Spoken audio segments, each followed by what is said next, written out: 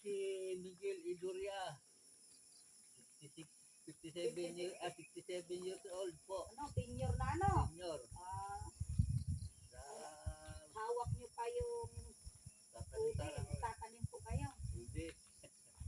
Kami po pala ay narito para malaman po namin kung ano po ang mayroon dito sa bukid na gustong-gusto ninyo. Ano pong nagugustuhan ninyo sa lugar na ito? So, masarap pong magsaka-saka dito.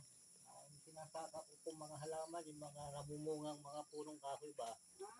Marami na po kayong tanim. Opo. Ibig sabihin po, ay matagal na po talaga kayo dito nanirahan. Ano? Opo, mahigit 13 years na po. Mahigit 13 years na, pero ang namumunga na po talaga yung mga tanim.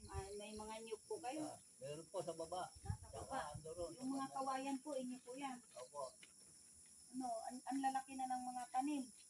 Yung Yan, durian. Durian, saka yung gyap-gyap ba yan, yung parang lansones. Ano pong inyong pang-araw-araw dito? Saan po kayo kumukuha ng pang-araw-araw?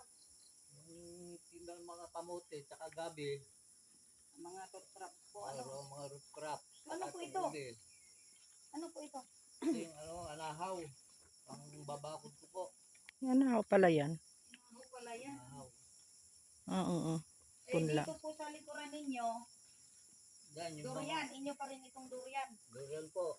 Saka Ang ganda ng yung mga tanim ha. Ngayon ko lang nalaman. alangka. So, dito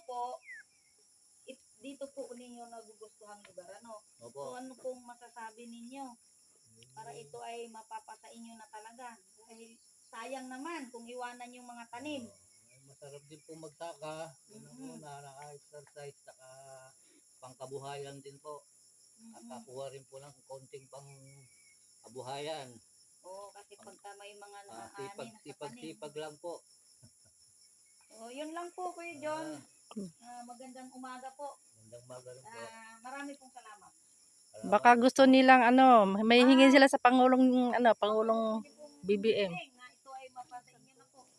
Pangulong Ferdinand Bongbong Marcos, sana ay pagkalob nyo na po sa amin ang aming sinasaka dito sa Balat Kahoy po. Pagkalob nyo na po sa amin ang aming hinihiling po. Sana mapasa amin na po itong aming lupang sinasaka. Maraming salamat po, Presidente. Katagal na po ng panahon. Sana po mapasa atin talaga. Sige po.